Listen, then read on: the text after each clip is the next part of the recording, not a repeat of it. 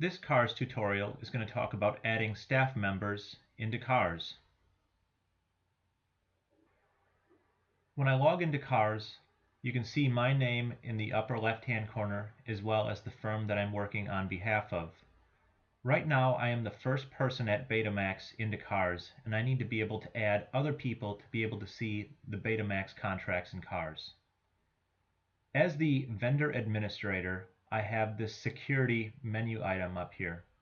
This is only seen by vendor administrators. So I click on Security List.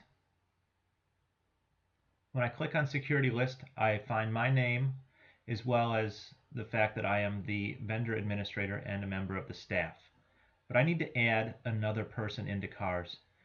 As a backup, we want to have two people be vendor administrators, so I want to add another person to be able to have that role.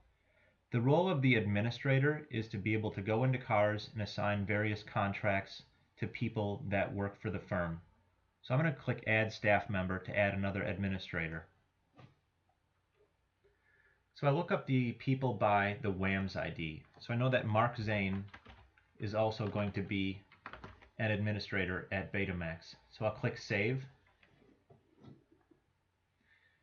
And I'll see that he currently has the role of vendor access.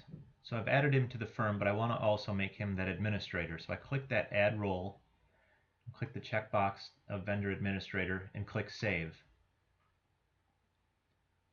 So now Mark Zane is an administrator at Betamax. I'll click back to Security List, and I see that he's been added to the list here as well. We also want to add just a regular staff member to Betamax. Her name is Becky Jones.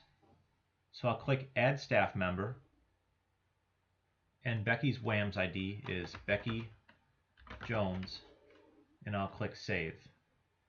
Becky will be doing regular work with Betamax, so she doesn't need to be an administrator.